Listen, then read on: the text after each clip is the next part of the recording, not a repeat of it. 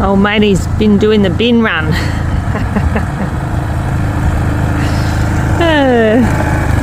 It's as happy as a pig in mud, I think. Here we are, all refreshed. Are we refreshed? No. Exhausted. Hey? Exhausted. Oh, we're not exhausted. But we have had a busy time lately, and yeah, we haven't done actually any YouTube filming for a good couple of weeks now, have we? Yeah, we had too much family around. Yeah, we had a lot of family around, had our party in the Roo, we were travelling, and we just didn't feel like doing it, so we didn't, and that's the way we roll. We just wanted to have some time out, which was great. But as you can see, we are now here in what is an absolutely magnificent property sit. But just so we don't confuse them, we should tell them that there is still one video from our Red Centre coming. Oh, yes, that's right. So we do have one video left from our Red Centre trip that we recently finished.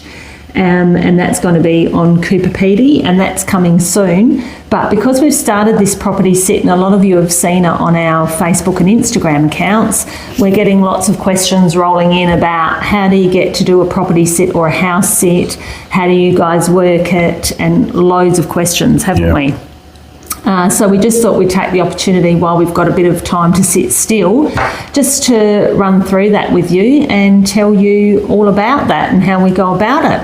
Now, how we come about getting our house sitting jobs or property sitting depends on, well, we get them from quite a few different avenues, don't we? Yeah, we've got them through your Facebook page. We also use, obviously, word of mouth. Some people that we've sat for before know and come back and refer friends. And then the main one lately seems to be aussiehousitters.com.au. Yeah, so Aussie House Sitters, I actually joined a couple of years ago because I had a look at the websites and all the house sitting pages.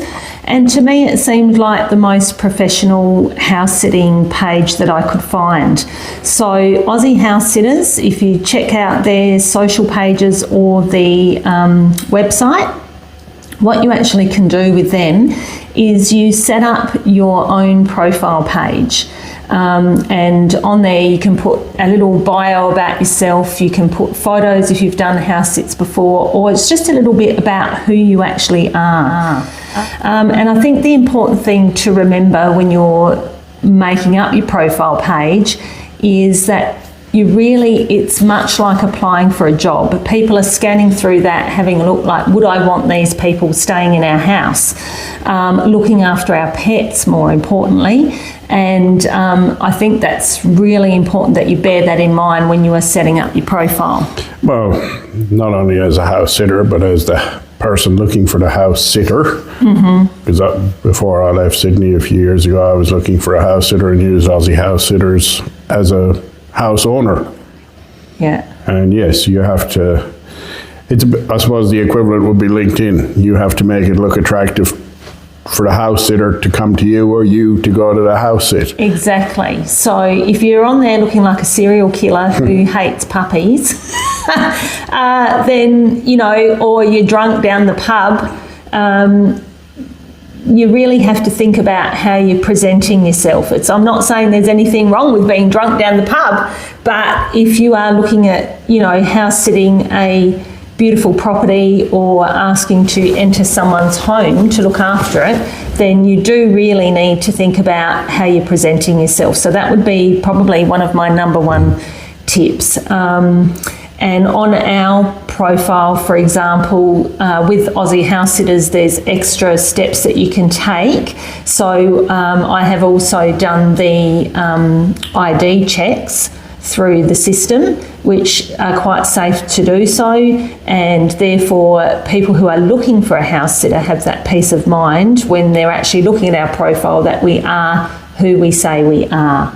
I guess I've got the added benefit of I was a property manager for many, many years and working in the property management industry, so therefore I kind of know what people are looking for when they're looking for a house sitter. It's very similar to when you are going to rent a property, particularly if you're coming into anyone's property, it doesn't matter if it's big, small, whether it's acreage, whether it's just a house sit. If you think about putting yourself in the position of inviting someone into your home to stay there and to look after your pets, then you want to know who they are. So that's what I've got to say about that. Yep. And also with Aussie house sitters, I do love that they have an availability calendar, so that you can actually pop in there what your availability is for the time period ahead,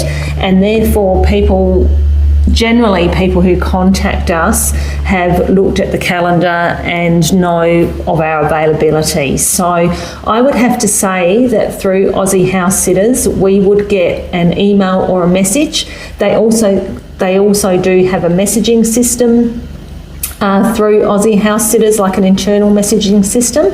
And I would say that which I've got linked to email, I think we would probably get once a week average. On average, yeah. Sometimes you get two or three, and then you mightn't get anything for a week or two. Yeah, getting people contacting us saying, would you like to come and look after our property? And it can be from all over Australia. So we do tend to get a lot of people asking if we can come and look after their larger properties and their farms, because we have had some experience with that.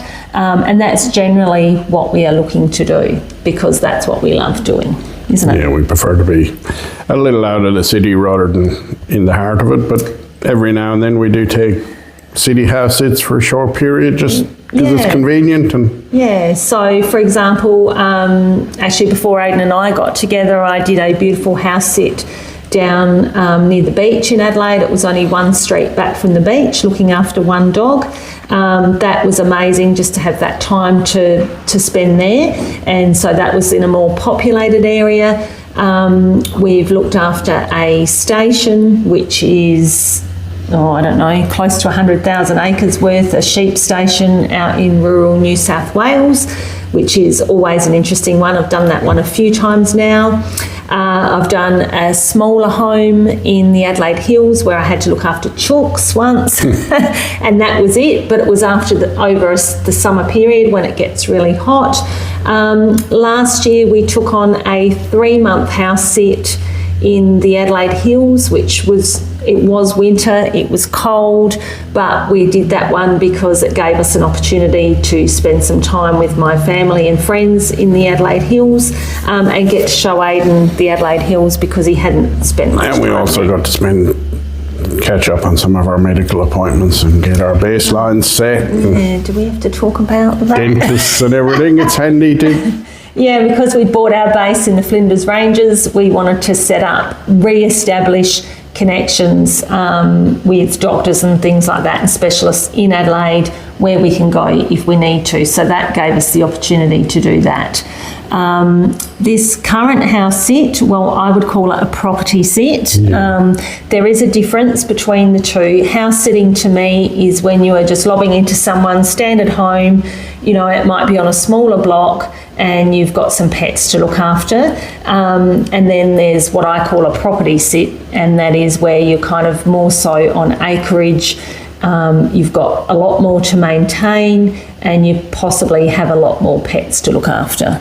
Yeah. A lot more to check and fencing. A lot of more things to think about. Everything's great when everything's going right, but when it's not going, if something goes wrong or something's not going right, you know, for instance, fences down or pumps that aren't working to the watering systems and all of those sorts of things, you do have a little bit more responsibility to think about. So I would call those a property sit.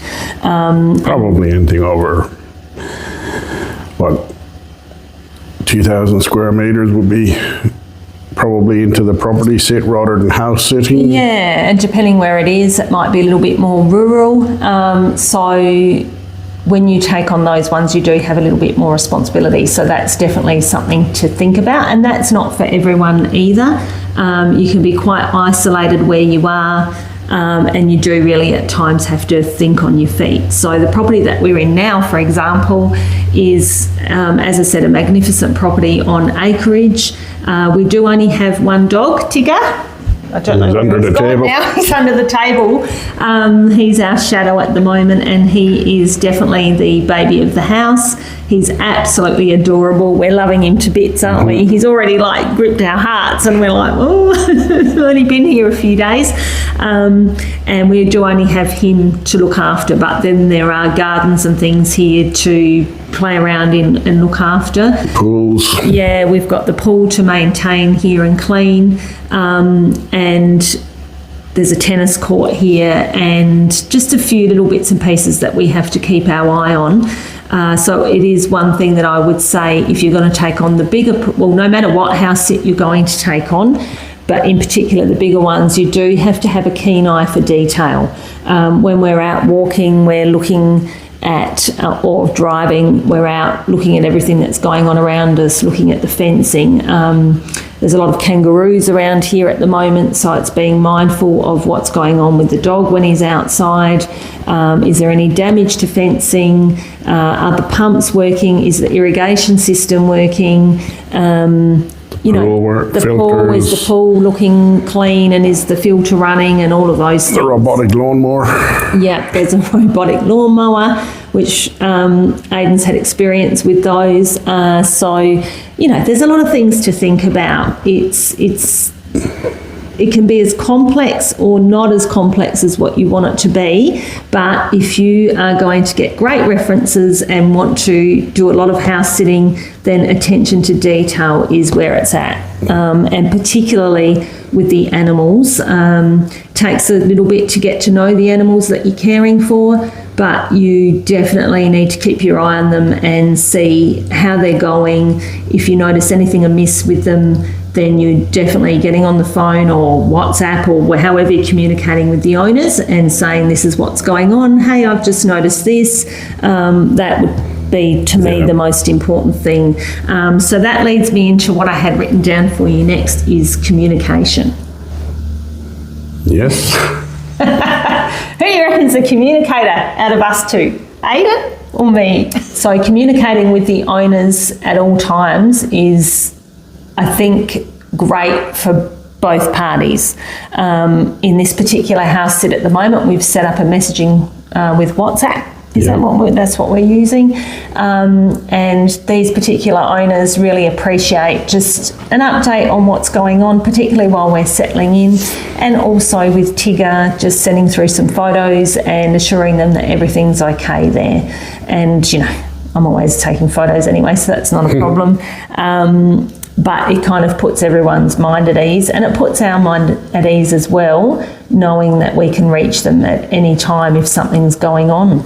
Yeah, it all depends on the owner and what level of communication they want. And yeah, some don't want to hear from you at all, and that's fine too. And so I would just say on that, if they don't want to hear from you, then make sure that you've got emergency contacts. So you've got, particularly if you're looking after animals, okay, well, you don't want to hear from me too much, or what happens if this happens?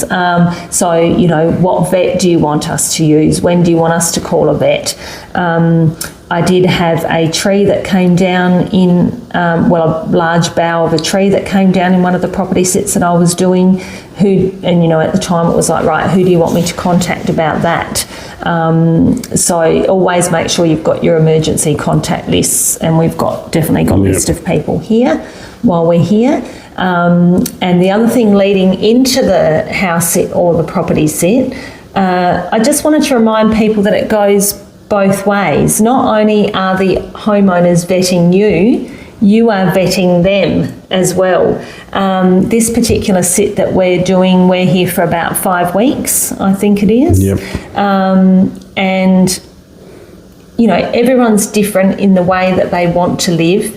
I'm a bit of a neat and clean freak, and so are you, really. Would you say?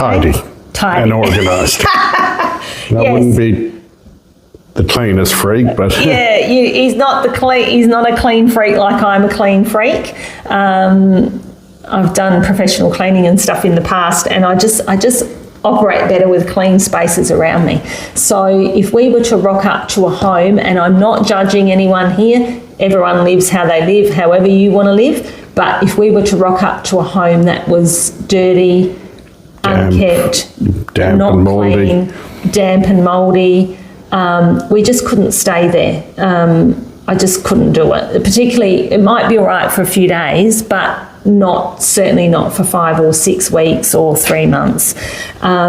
So if you're thinking about doing a property sit or a house sit with someone, if you don't know the people personally, I would highly recommend that you do, at the very least, a video call. If you're able to, for this particular property, we actually came over and met the owners before they left and had a look at the property, both for the peace of mind for both of us. Well, it was a couple of months ago, just to make sure that we were happy. And yes, yeah, it was a little while ago that we did it, and we turned it into a trip for us because we happened to be going away. So we could make that work, but at the very least I would recommend a video call, and don't be afraid to say, look, could you show me around the property via video call? Now, I know that when you arrive it could be totally different to what you've seen. Fortunately, we haven't had that happen to us yet, that we've arrived somewhere and it wasn't as we thought it was going to be. So I think that's a great way to do it. I don't know what other house sitters do, so please comment below if you've got a different idea on what you can do. It's a bit of a tricky situation, but you definitely don't want to be rocking up to somewhere where you don't want to stay and then in that moment have to say to the people, this isn't going to work for us, and then both sides are let down then, because they're depending on you rocking up. So that would be the other thing I would say. That's where sometimes if you have a van or something and you can stay in the van, that it might work, that you could, you're happy to stay in your van if they have room, but obviously if it's a suburban block, that mightn't be an option. Absolutely. And with some of ours, we have had our van to stay in. In this particular house sit, we don't have the van with us because the van would have just been sitting out in the weather here. And we knew that we were going to be staying in the home with the dog, and it was fine for us. So that leads me into when you're in the house. What happens when you're in the house, Aidan? I don't know. You don't move things around unless... Yes, exactly. So... Or if you do, you remember where they are so you can put them back. Yeah, so when you're in someone's home... just remember, you're in someone's home. It's not your home. It's not a free-for-all, oh, let's move everything around because this is how we would have it. No, it doesn't work that way. We met a lady once who was desperate for us to house sit for her because she came through another house sit that we did, and she said, I got home from my holiday and everything was moved around. Furniture was moved around. Her whole kitchen cupboards and pantry, everything had been moved, like into different cupboards, and her mind was blown. She was just like, oh my God, what's gone on here? And once again presents a pretty awkward situation. So we find if we do need to move something for whatever reason, quite often I'll take a photo of how things were, and it might just be that you're clearing off a table that you need to use, or you know, in the bathroom you might need to move some things because you need to put your gear there. I generally will take photos because you think that you will remember. Don't you? You think I will. Well, yeah, Mr. Photographic Memory here might. You think that you'll remember how things were, and then all of a sudden 6 weeks has gone by and you're like, where did that one go? So yes, definitely you want to treat the home like it's your own, but only to a certain extent. You just have to remember that it is someone else's home, and it's absolutely a privilege to be welcome into someone else's home and to be caring for it for them. So I did have that written down to talk about that, and you might like to also remember that if you are coming in to do a house sit, generally the way we roll if we're not going to be staying in our van is we have our gear in plastic boxes. So we do have like a clear plastic box, which is kind of like our pantry staples box. Sometimes, depending on what we're doing, we might have a box each for our clothes, and that stays in the bedroom. Box or a bag, just depends. Yeah, excuse me, a box or a bag. Everyone's different in the way you want to work it, but you can't always rely on when you're coming to stay somewhere that you're going to have a cupboard provided that you're going to be able to unpack, and you might just not want to unpack depending on how long it goes for, the house sit. We do generally travel with our own linen as well. Depending on the situation, usually we've got it because we need it for the tailgate camper or the caravan, and sometimes you just like your own stuff. Good to think about what you might like to have that makes you still feel like you can make yourself at home. It might just be bringing your favourite quilt or your pillow. Yeah, I have a chiropractic pillow, so I travel with that everywhere. So that's just something to think about, but you are generally living out of boxes. And things like pillows do make a big difference to your sleep. Like if you don't have the right pillow or pillows that you're used to, it can be a lot harder to sleep. Yes, yeah, and that's just the pits if you get somewhere and you can't sleep. And generally when you do get somewhere, it is going to take you a good few days or a week to ease into where you are and to feel comfortable about where you are. So that's just something to think about. And the other thing is obviously keeping the home clean, or, you know, at the very least how you find it. I'm just one of those people that I just like to potter wherever we are. So generally for me that could be doing a bit of cleaning or a bit of gardening. We both kind of get around pottering, and you know, I've been out in this yard this morning and I can tell you there's very few weeds to be seen, but just while I'm out there throwing the ball for the dog, you know, picking a few weeds out or just having a look around at like what we're going to be around on the weekend, what could we do. These guys have left us, I'm sure that Aiden's going to hate it, but there's a ride-on mower or I can do it, the ride-on mower, you know, whippersnipping, weeding, just bits and pieces. Tidying up and keeping it tidy. Yeah, tidying it up, blowing off the paths and the balconies. And we just like to do that as we go so that when the owners are actually returning in 5 or 6 weeks, then you're not kind of running around trying to do this big clean up. And we've got the time at the moment as well. So it's just like having your own home. You keep on top of the little jobs and then they don't become big jobs. Exactly, yeah. And the animals that you're looking after, well, in this case, the owners has left us some really great instructions about Tigger's routine and what Tigger likes to do or what Tigger doesn't like to do, and that really helps as well. So we're sticking to his routine as best we can around what we need to do, and that's really good for us because he's got us out walking twice a day. Up hills. Up hills. There's a lot of hills around here. And fortunately he likes to go out as well in the car and out and about, and we're just taking a few days to get to know him and to get to know his personality before we start taking him out on the road with us in the car. He can even come camping with us, you know, so we'll probably do that for a night, but we just want to get to know him first before we start taking him out around other dogs and other people. It's very important that you get to establish some sort of relationship with the animals before you do that. Fortunately for us, for those of you that may have seen our Uluru episode, I think it was, you probably saw that our tailgate camper had a leak. And when we opened it for Aiden's niece to sleep in, it was a mould fest. If you didn't see that, go back and check it out. It was not fun. It was not pleasant.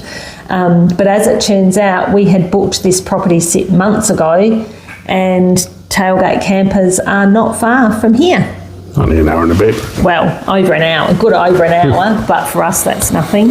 And we've dropped the tailgate camper off to them. It's all getting repaired, getting re-spruced up. The insurance company's onto that.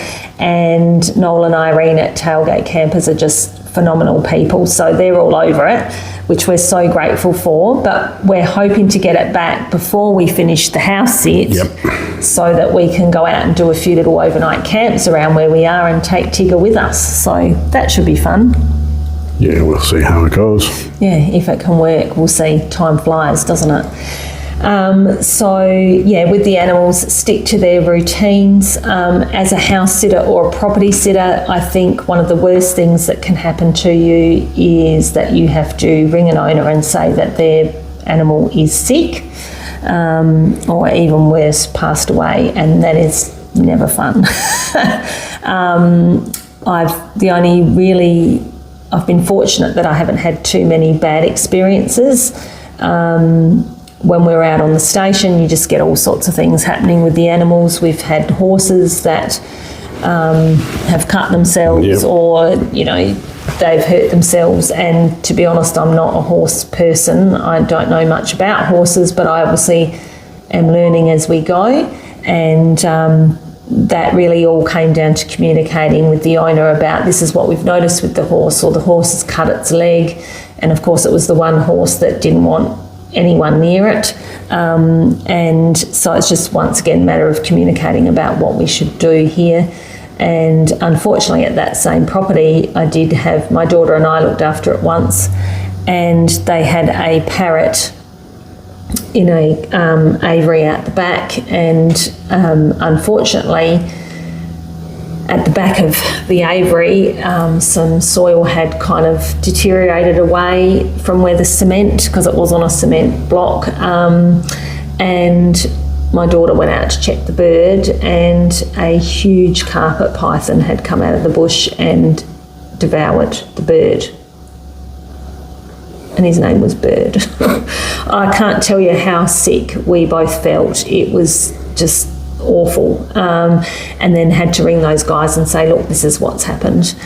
And, you know, oh God, it was horrendous. But anyway, these things happen.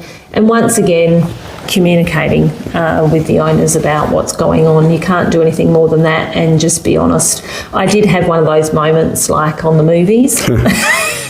Oh, could we replace that bird or the chicken? Like, you just, because you know it's going to be upsetting for them, but you just can't. You just got to come out with it. This is what's happened. You know, this is what I've done or haven't done, and where do we go from here? So honesty is always the best policy.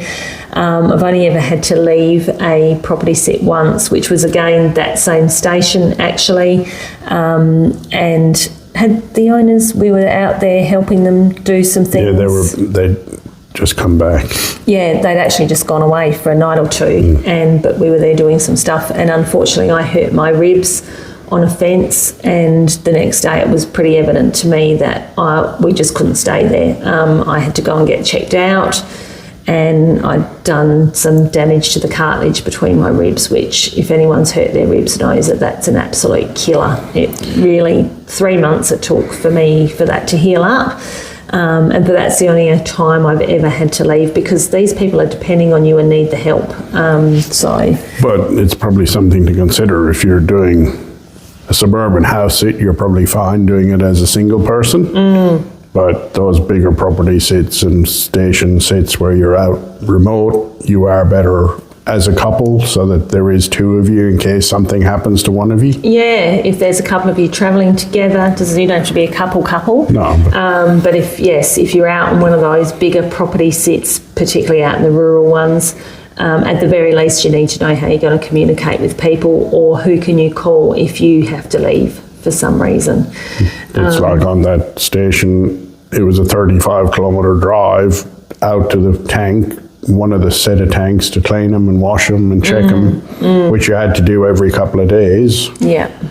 Which took, 3 hours round trip, because it's all on station dirt tracks. Yeah, and then while you're out doing it, you're checking the fences, you're checking for stock, you're checking the stock, is anyone stuck in a dam, bank, all of those sorts of things, yeah. And if something happened to you while you were out there, and there was you were either on your own or there was no one back at base, you had no communication. That's right. So these are all the things that you need to consider before you actually take on a job, which actually leads you to the questions to ask, which is why we thought we might do this, just to help people think about the things that you do need to ask. And I guess we do get asked, actually, why are we doing this? I don't think I covered that. And one of the reasons that we do it is because obviously we've got the van and we've got the camper and we've got our home base. We actually haven't done one since mid last year, and one of the reasons that we do these, or we decided to take on this one, for example, is it's a magnificent property in an area where we probably wouldn't normally come and spend too much time. A lot of time. And we thought, it's going to be spring. It's, we've got the one dog who's happy to come out with us. So partly we do it because we get a bit of fur baby love. We choose not to have a dog at the moment because of where we're travelling and how much travelling we're doing, particularly in the remote areas with baiting and things like that. And if you are travelling with dogs or animals, it does make it much harder to secure a property sit or a house sit, particularly out in the stations and things like that. Quite often you can't take an extra dog or dogs with you. Some you can, perfectly fine in farms, but many you can't, because obviously they've got their dog hierarchy established where they are, and some of them can have 8 dogs, working dogs, and they don't need another dog coming onto the property and stirring everyone up. So this particular one we took on so that would actually make us come and stay in this area and enjoy everything that it's got to offer. And because we only have got Tig to look after, we've got ample opportunity to get out and about and have a look around. Aidan is going to be doing a little bit of online work, possibly, while we're here. Not huge amounts, but it's a beautiful place to sit, isn't it? Yep. He's not complaining about working online and looking out at this view. So for us, it's kind of all about the travel is mixing it up.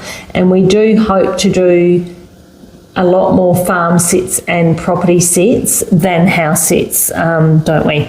Yeah, I think that's where we'll probably specialise, I suppose. Yeah. Because I am from a farming background, so I have a bit of an idea how to fix a pipe and clean a tank. And we'll look after animals and things like that. And we're just, as you know, we prefer the rural areas, so it's a great way to get out and do that. And the other part of that is people who live on farms and rural properties actually find it really hard to get away and to find sitters that will come out and sit the property for them. And for us, it's lovely to be able to see a family go off and have a great time together when maybe they couldn't perhaps do that, or actually just have a break mentally from what they're doing. So you kind of pick your times, and they will pick their times of when it's kind of the low season for them. I mean, farms and things, there's always something to do.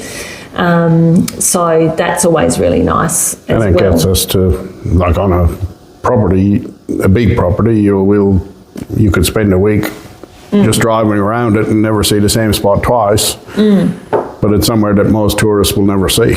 Yeah, and that's the other beauty of it, is you get to see these areas on private property that you might not ever otherwisely, that's not the right word, but you wouldn't normally get to see. So yeah, that's always a big part of it. So I guess the number one question we get asked for house sitting is or property sitting. Do we get paid? Do we get paid? So this one's a tricky one. It's one that you need to negotiate with the property owner, no matter if it's a house sit or a property sit. Professional house sitters, if you look it up, will get paid anything between $25 and $100 a day to be a professional house sitter, but it is something that you can negotiate with the home owner. And for the property sits that we have done, there's one which is a rural property, which we do get paid because we are quite remote, and both of us are not the type to be sitting around on our butts for 8 hours of the day watching the clock tick over. You couldn't. And it's a property where you do have to be up in the morning to do a certain routine for all the animals. check what's going on morning and evening, and then, you know, I don't kid myself that we're doing 1/10 of what the property owners do in a day, for sure. They're just, you know, goers, and they just keep going and going and going. But having said that, when we do a property sit like this one that we're at, or the, you know, the bigger ones, we will work while we're there. So when I say work, I mean you might just be doing gardening. You might be, but when I say gardening, like, you know, you're weeding everything, you're remulching everything. You might decide you want to clean out the stables properly. The list of jobs for people who live on those properties is endless, isn't it? And they never get to them. And often they can never get to them. So we are the type, and I'm not saying this applies to everyone, but we're the type that will look around and go, you know, oh yeah, well look, that looks like it needs to be weeded, and do that. It could be a bit of fencing. Like, there's just so many jobs all the time. So for those ones where you are doing a little bit of work like that, then yes, I think it needs to be negotiated that you get paid, because technically you're working. Well, in that station, we were responsible for nearly 100,000 acres and 8,000 to 10,000 sheep, and yes, half a dozen horses and a dozen dogs, and yeah, and it does come with responsibility, and having your eyes peeled all the time. You're just actually just not sitting on a couch kicking back and watching the cricket for 4 weeks. You know, you couldn't duck into town, because ducking into town was a 7-hour drive round trip. Yeah. So, you know, I think it's only something that you can decide if you want to charge for your services or not. As far as I'm concerned, for us, I think we do our best at what we do, and we always, when a homeowner comes home, well, fingers crossed, they're coming home to a neat, their properties as they left it, it's very clean, you know, the animals are happy. And I know some people do charge for that, and that's fine, but for us personally, this one, for instance, where we're looking after the one dog in such a beautiful location, in such a beautiful property that for us really feels like a resort. You have to balance it. Yeah, it's like, we're not professional house sitters. Well, we don't claim to be. No. I do have a friend in Sydney that is her job. She is a professional house sitter, and yes, well, when I last used her, when I had 2 dogs, she was $50 or $60 a day to live in. But during the day, she was also out then for 4 or 5, 6 hours during the day walking other dogs. Wow. So yeah. So yes, some people make it their job and make it their profession, and in all honesty, we could do that if we wanted to. Don't think we want to. No, but it cuts back on our travel time. Yeah, but I'm saying with the amount of people we get contacting us and referrals that we get, we could definitely be doing that. And I do know people that do that. You know, you're linking up one to the next, to the next, to the next. And it is an absolutely amazing way to travel Australia.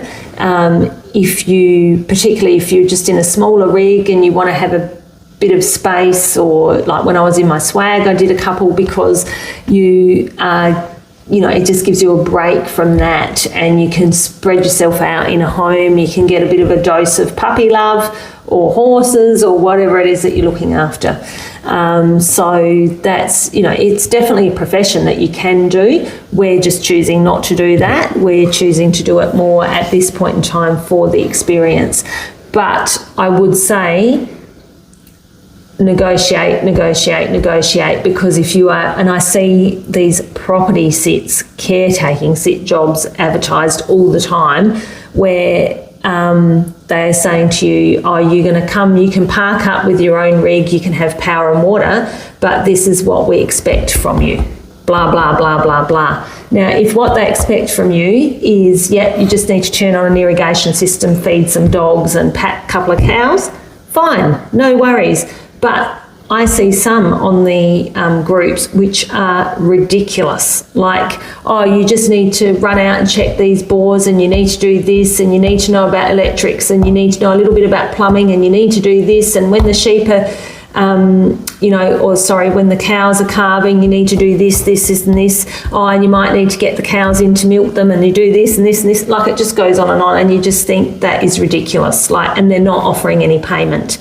The work that you're putting in does not equate to, I'm sorry, but it does not equate to a free site to park up on.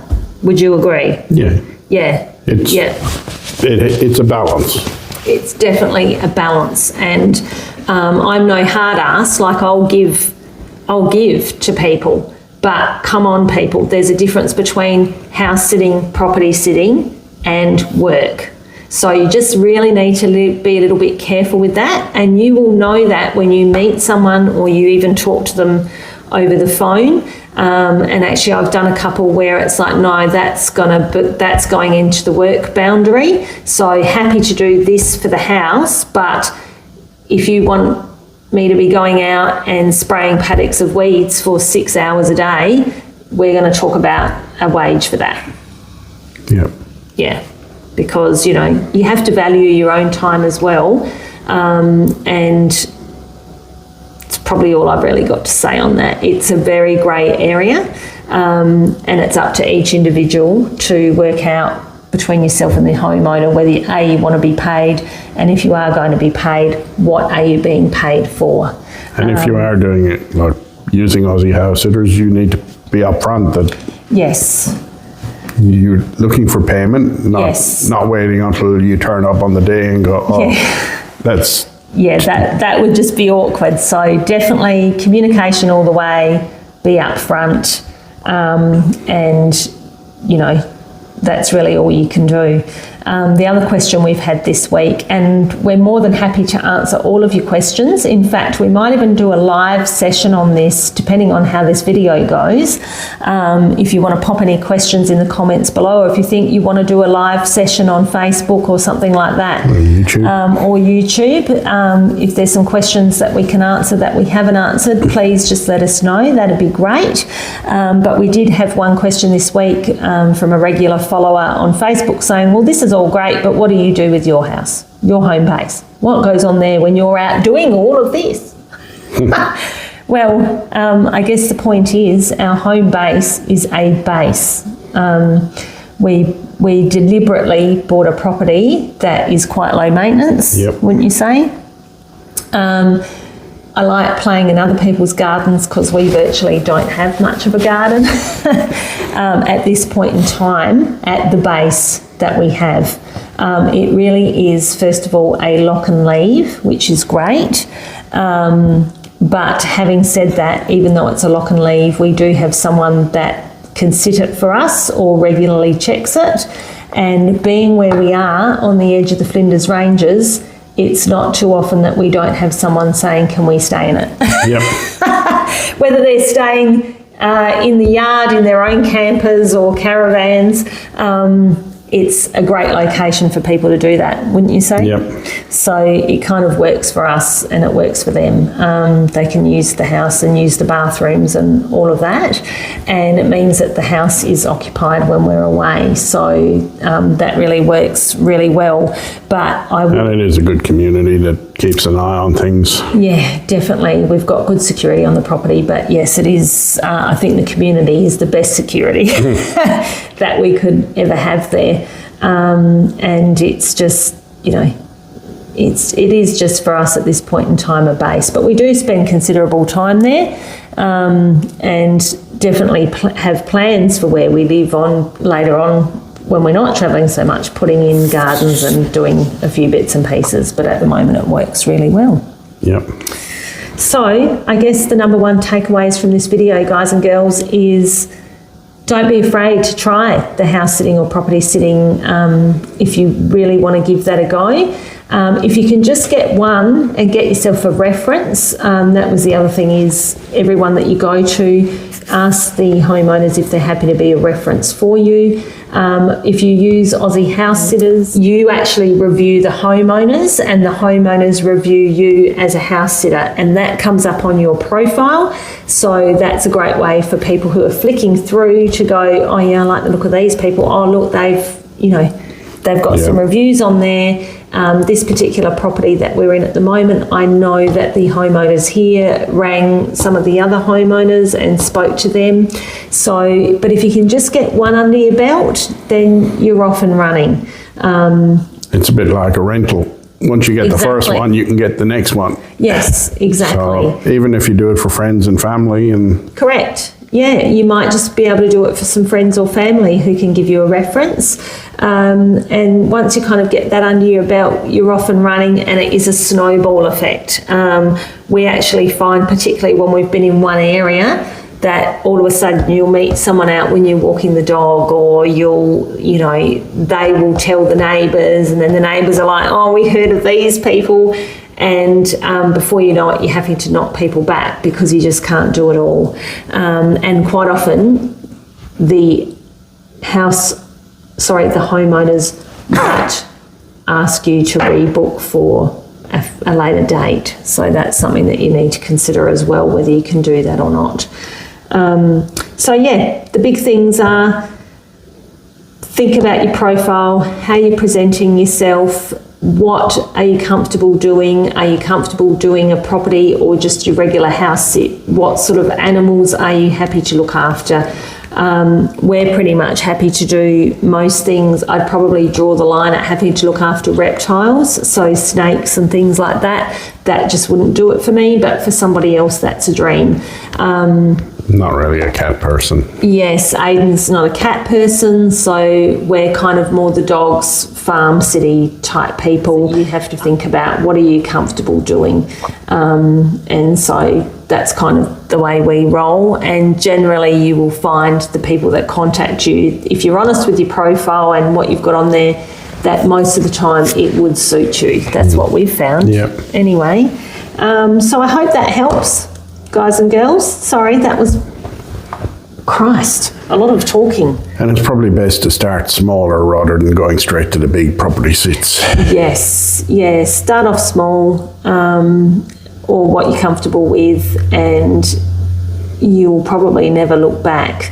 Yeah, that's well, really... you probably will. You'll look back and wonder why I didn't do it sooner. Yes, and if you are into the social media, it never hurts to start up your own page. If you for instance, if we were house sitting all the time, we would probably start up a dedicated page for that, and you'd be quite amazed at how many people will contact you through that.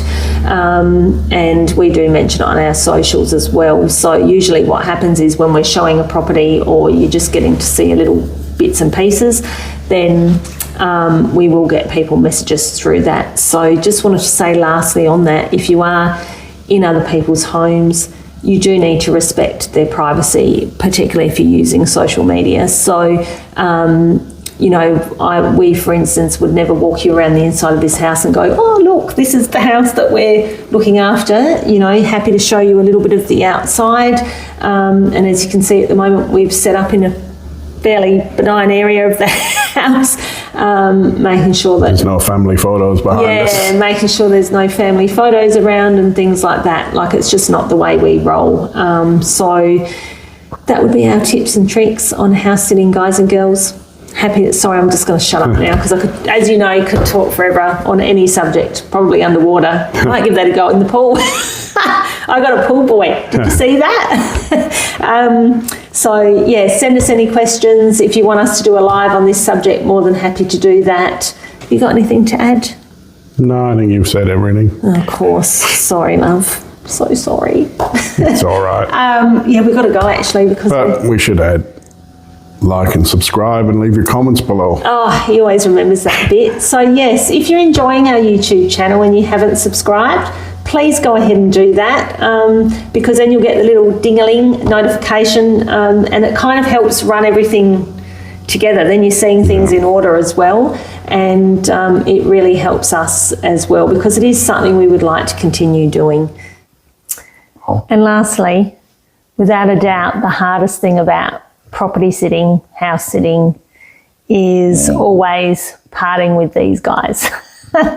You get to love them, you get to know them, and then all of a sudden you've got to leave them, and that's always really hard. It's not unusual for me to bawl my eyes out when I drive out of a house sit. But, you know, hopefully you get to see them again, and you know that you've done your best looking after them. That's all you can do, really. But it is definitely one of the hardest parts. It's just a smoocher. He's just a smoocher.